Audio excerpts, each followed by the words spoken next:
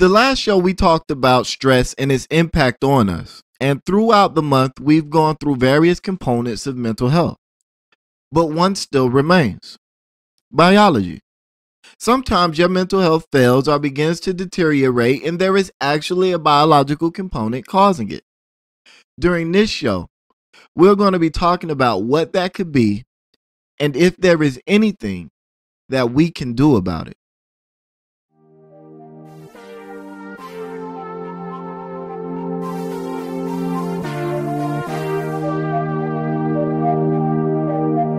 From the screen is back, presenting these facts with a little opinion laid on top of that. And in August on the Freedom Train Network, we talking mental health because it needs work. Everybody ready to move whenever their body hurt, but when their mind is broken, they don't even drink. I guess it's crazy to make sure that you're not, and that's why we talking about this here right now. And welcome to Lessons from the Screen, the show where we give you a review of whether or not any particular information that you can get through any particular screen of any particular kind is worth your time. We waste our time, our energy, and our brain power so that you don't have to. You're welcome. Lessons from the Screen is sponsored by PAX Inc., a black activist, advocacy, and think tank organization with the purpose of increasing the quality of life for black people in America through a shift in education, culture, and economics. You can check them out at www.paxinc.org. Drop a donation, volunteer, take a survey, spread the word, do whatever you can to help them because they're doing whatever they can to help you. And as I said in the intro, on this episode of Lessons from the Screen, we will be talking about the biological component of mental health. So we all understand the basics, right? Your brain is the center of your psyche, and usually if there's a problem with you mentally, it can be found there. But your brain is more than just an organ of neurons and connective tissues. And this is where we begin to take a look at neurotransmitters and hormones. See, some mental illnesses that have been linked to the abnormal functioning of nerve cell circuits or pathways that connect particular brain regions have more to do with the way that these pathways communicate. See, nerve cells within these brain circuits communicate through chemicals called neurotransmitters. And through the tweaking or the maneuvering of these chemicals through medications and various other means, we can help our brain circuits to run more effectively, more efficiently, and alleviate some of the symptoms of the problem. However, and even though, insofar as and hitherto, therefore moving forth, it's not always that cookie cutter. And in a lot of cases, these are problems that we were born with. These are problems that have developed because of some sort of other chemical or hormone that's entered our body and created some sort of biological change. So understanding the root cause of what causes the software to mess up within the hardware of our bodies, we have to dig into some specific areas and talk about some specific topics.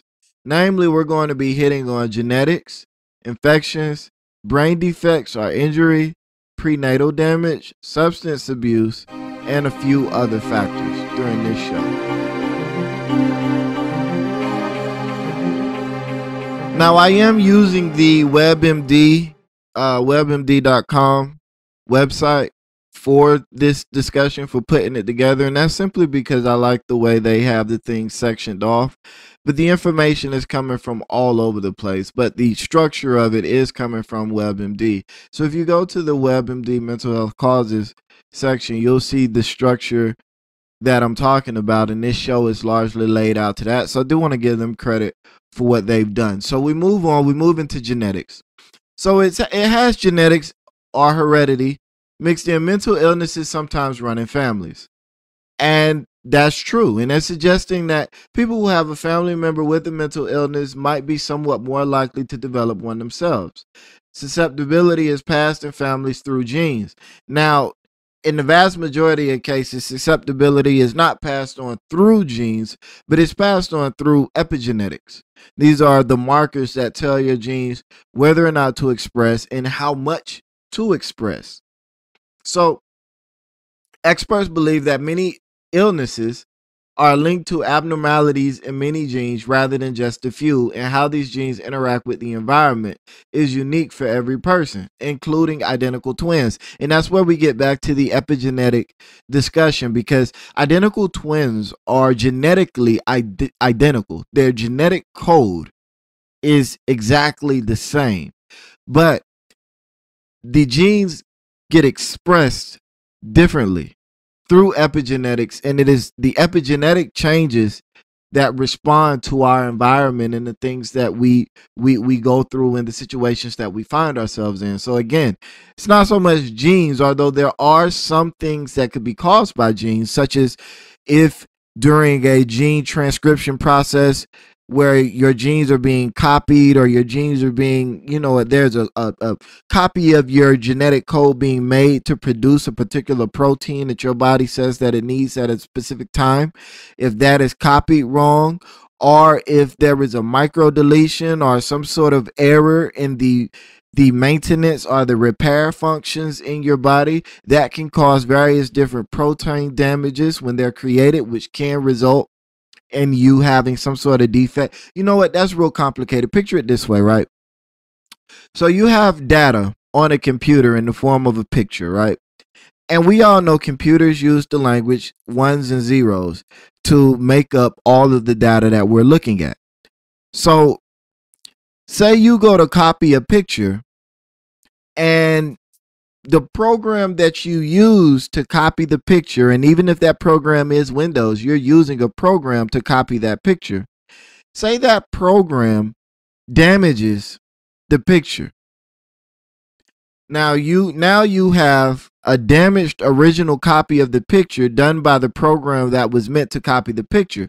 Okay, so then you have a restoration program that's going to go back in and repair that damage. Say that restoration program goes in and it deletes the damaged part, but it can't repair the damaged part. So the part is deleted so that there won't be any errors, any further errors, quote unquote mutations, when interacting with that particular photo. But the quality of the photo has been degraded, has been depreciated because of what just happened. Genetics, we're talking about the exact same thing. So in this case, if there is a epigenetic mutation that occurs in your family, a genetic mutation in the way a gene is expressed, then if you are a brother or sister or a parent of that person who has expressed this particular issue, then chances are you're in line for that to happen again. Now, if it's an auntie or uncle or something like that, not necessarily, but if it's a direct, straight up and down line, then that is something that you're at risk of having or passing on to other people in your line. And there are many different genes and genetic expressions and things that can cause these things to manifest themselves, such as, we go back to stress, because stress has a biological component to it. Abuse or traumatic events do affect your body, your genes, through epigenetics, so that could trigger some things. So there are a bunch of different things we get into when we begin to talk about the genetic component of mental illness. But there is, in fact, a genetic component of mental illness. And because in a large number of cases it is an epigenetic situation, that means that you can do various different things to reduce the likelihood that you have these issues if you're in a family that has these issues. And one of those things are the same stress-related tactics that we talked about last week in terms of taking care of your mental health, but you also have to begin to take care of your diet and take care of a lot of other things with regards to your biology and your physical well-being. Now, next up, we have infections.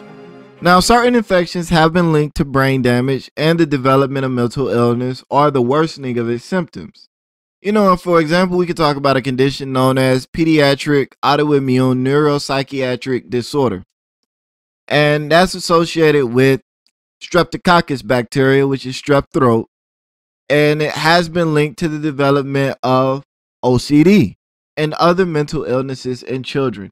And there have been quite a few cases of children in particular getting an illness while they're sick and then developing mental disorders or mental defects or mental issues after overcoming those issues. It's particularly bad when those illnesses get to be extremely bad, or when they get into a place where they have to be hospitalized for a long duration of time. You can really begin to see instances where those situations will cause mental disorders to express themselves, and there are a multitude of causes for that. There could be caused by a epigenetic change, as we talked about earlier. There could be caused by a genetic defect in the genetic maintenance and repair equipment that we talked about earlier as well. There could be we could be looking at various different proteins and how their production and how they are maintained in the body has been changed because of a damage done by a particular infection or a particular illness. So there are multiple causes for this as well. And this is one of those things where it becomes kind of luck of the draw. You get sick and you do the best you can to take care of yourself while you're sick. But in some situations, in some cases, there's not much you can do. You get sick and you get over it, but then you have these lingering effects. And science is getting better. Biology is getting better. The way we understand the body and the way we can treat the body, the tools we have at our disposal, they're getting better. But there are certain things that are still beyond us right now. And mental disorders are mental issues caused by certain types of infections and certain situations fall within that realm. So then we have brain defects or injury. Now, obviously your brain is the software center of your body. If your body is a computer, your brain is Windows. It's hard for you to interface with all of the various components of your body without your brain. And obviously any damage to your brain is going to have a potentially devastating impact on how you function. And we see this even in stroke patients, where if there's damage to the right part of the hemisphere, you'll have a person with a personality that'll shift to be this particular way. And if there's damage to the left part of the hemisphere, you'll have a person whose personality is damaged, and you'll see a shift and them going the other way. Now, I'm not going to sit here and make any generalized statements because obviously, it's different for every person. But your right brain is mostly creativity and things of that nature, insight, intuition, and your left brain is mostly logic and reasoning. So you can make whatever inferences you will from there. But brain defects and injuries is quite obvious, and that's the big deal we're seeing with CTE right now in professional sports, especially with football and various other high impact, highly violent sports, where these guys who have been doing this, or in a lot of cases since they're 7 to 8 years old, they've been ramming their head at top speed into basically brick walls. They do have personality issues. They do have mental disorders that are going undiagnosed because of various different issues, because people don't want to see them, people don't want to pay attention to them, people don't want to feel sorry for the athletes getting paid millions of dollars. Various issues at work here, but brain defects and injuries is definitely a cause of mental health issues, and we're seeing that more and more in professional sports, and we're seeing that more and more in our daily lives in general.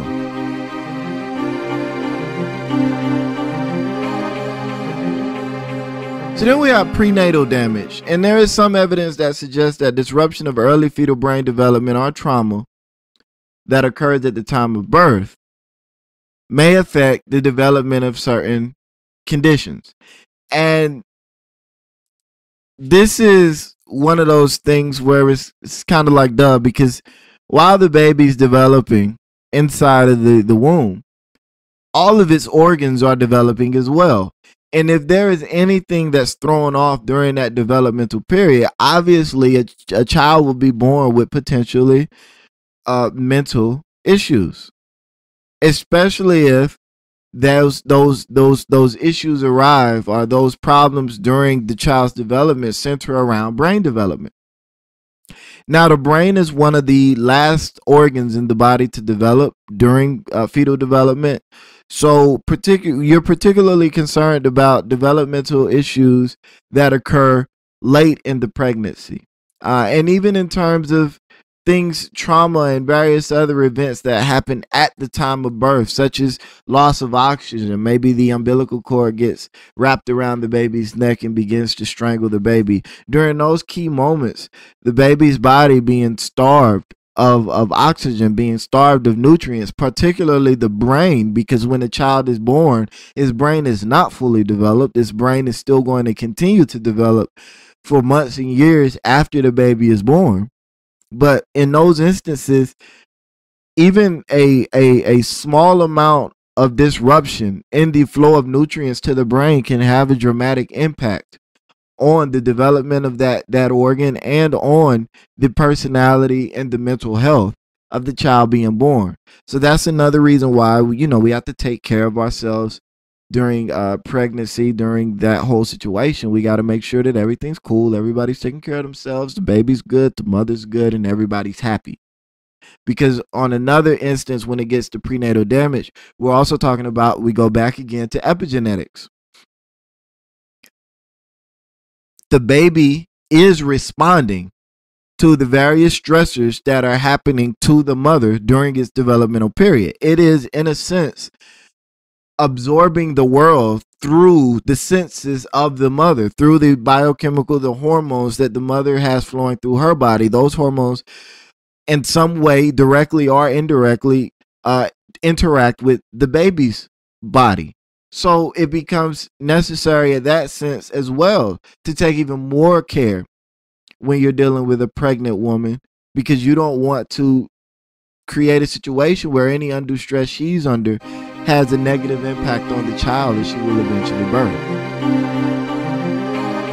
Now, when we start talking about substance abuse, particularly long-term substance abuse, we're talking about the long-term use of drugs and its impact on our mental health. Now, the way drugs largely affect us is in a very biochemical way, a very biomechanical way. They interrupt our normal hormonal functional processes within our brain. Particularly, we're talking about the reward center, the VTA, the various areas in our brain stem, and the various areas in our prefrontal lobe, although they can be having effects all over the brain, but they do typically disrupt the normal balance of hormones within our body, which is why when people do take uppers, for instance, for an extended period of time, they can no longer be, they have difficulty being happy or up or alert without being on that drug. When they're not on that drug, they almost appear like they're depressed, in a severe state of clinical depression. And that's because the way their body balances and maintains its balance of dopamine has been severely shifted by the drug that they've been taking, and their body has adjusted itself to account for this chemical being in their body that's going to create this state of being. So in a sense, it normalizes the impact of the drug so that you can function while being on the drug. And that's why you essentially need more and more of the drug to get the same high that you used to get. Our bodies are amazingly adaptive machines, amazingly adaptive. And if you introduce something to the body, even one time, your body begins to make subtle changes in the way it handles itself to accommodate any future occurrence of that substance that you introduced at that same rate. So when you start talking about doing drugs, and this is especially for people that say weed don't affect you, yes, it does. Yes, it does. Anything that alters your state of mind has a long-term effect on you, because your body begins to make adjustments to the way it balances itself to account for this new hormone, this new chemical that you've introduced to it.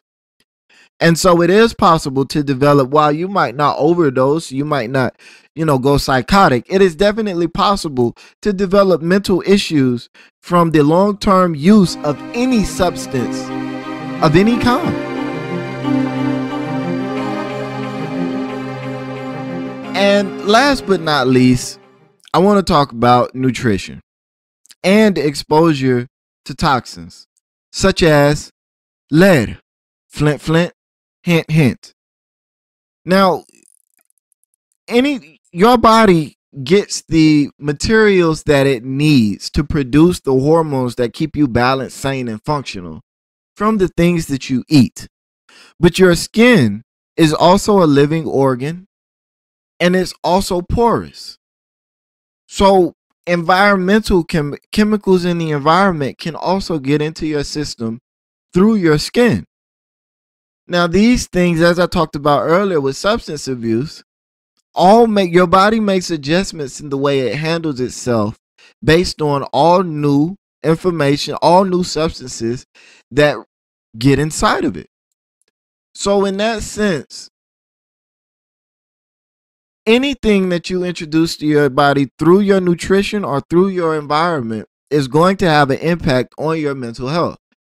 That's why it's important to make sure that you're eating healthy, balanced meals. That's why it's important that you're making sure that you're in an environment that doesn't contain any toxins. And that's why it's important for us as Black people to understand the severity of the situation when we find ourselves in environments that are loaded with toxins. I'm talking about the water issues that we're having all over the country, not just in Flint, because there are cities in Louisiana and various other places of the South that are worse than they are in Flint. There are cities in various places all over this country where Black people are dealing with asbestos and various other harmful toxic chemicals that find themselves in the land that we live on, that we lay on, that we play in, that we grow our food in, the pesticides, all of that stuff. We need our own independent body doing research on the impact that these things have on us, because we now know that on a fundamental level, our biological processes are different than those of white people. But that's kind of beyond the point. Well, it's not really, but it's outside the realm of mental health and what I'm trying to talk about. It just got off on a tangent, even though it's relative and it's relatable. But in any case, we need to start taking these things seriously, especially with regard to our food, our nutrition, our water, our land, and our environments. And with that, I want to thank you for tuning in, and I will see you next week for the next episode of Lessons from the Screen. Lessons from the Screen is back, presenting these facts with a little opinion laid on top of that. And in August on the Freedom Train Network, we talking mental health because it needs work. Everybody ready to move whenever their body hurt, but when their mind is broken, they don't even jerk. I guess it's crazy to make sure that you're not, and that's why we talking about this here right now. And once again, I want to thank you for tuning in to Lessons from the Screen. Lessons from the Screen is brought to you by PAX Inc. through the Freedom Train Network. You can find us on www.freedomtrainradio.com or on iTunes, Google Play Music, or Stitcher. Be sure to head to one of those places and leave us a review, and then be sure to head back to the website to let us know what you think about the show and communicate with us. Also, be sure to head to www.paxinc.org and show some love and support for our sponsors. PAX Inc. is doing big things in the community and trying to do more, always trying to do more. So be sure to head to the website. That's www.pactsinc.org. Donate, volunteer, become a member, talk about it, whatever. They can use your support, and once again, they are doing great things in the community. And as always, Lessons from the Screen has a frame of reference and perspective that is aligned with that of the Black community. The things that we look at, whether it be on the Trending Tuesday or the regular Lessons from the Screen show, will always be looked at from the Black perspective. So keep that in mind, because we need more minds shaped into that perspective and trying to do things that we need done for ourselves. So with that in mind, again, thank you guys for listening in. Remember to tune into the Freedom Train Radio. We have the app that's available that you can get from the website. It's in the Google Play Store. Sorry, it's not available on iTunes yet. We have the live internet radio, and we have more shows coming up. Thank you, and I will see you guys for the next episode of Lessons from the Screen.